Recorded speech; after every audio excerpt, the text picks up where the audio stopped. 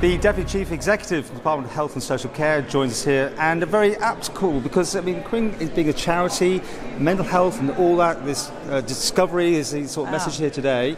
Very pertinent. Yeah. Yeah. And of course, the link between the third sector and government. How's it working? 'Cause it's a fairly new charity, isn't it? It is a new charity, yeah. And I've heard Graham Lucas speak before in a conference, and I was inspired by what he had to say then. And for him to have brought about this whole conference in only 6 weeks of preparation is amazing. We definitely have lots to learn from working within, with charities more.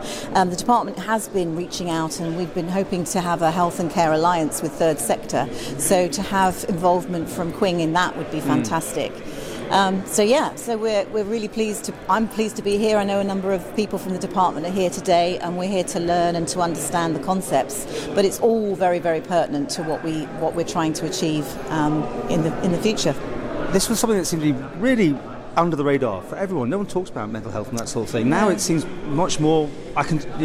Much more prominent in the media. Yeah. Coming into work this morning, I was listening to the radio, and it was from the UK, but there was information across on the topic this very morning. It seems to be much more comfortable for people to speak about, which is a great thing. And therefore, people can get help and assistance and some way forward earlier than to the point where the police chief constable is always on saying that they do more and more of this, dealing with people with issues like this. Absolutely. We have a mental health worker who's going out with the police now, and that's worked tremendously well.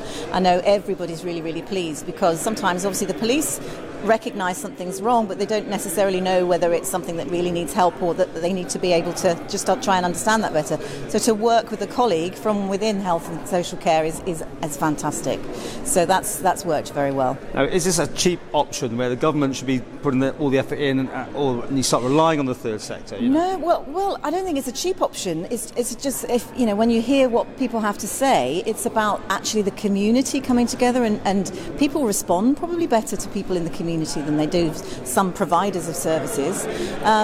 It's if you can get in early and provide that support, and people can then build resilience, and then they'll only need to access the specialist support if things start to get worse. And actually, so many things can be addressed and helped and supported at a very early stage. I know this today was also about helping people with addiction and so forth, and after they've had issues and concerns. But I think it's, for me, what I'm trying to help and understand is getting in early and supporting people and having the community feel that they can play a part in that. So are you saying the first stop should be a charity rather than their doctor, or is it totally, every case is its own? The charity is only trying to initiate a sense of community. So community doesn't, community if it's built will run itself, won't it? So people within the community can help recognise people that just need to be spoken to. It's not all about this. Today is about mental health and addiction, but not in its entirety. It's about asset-based development. And there's a hopeful message, I think, throughout this, isn't there, today? The discovery and that sort of thing. Yeah, definitely, absolutely. Discovering what's possible, absolutely.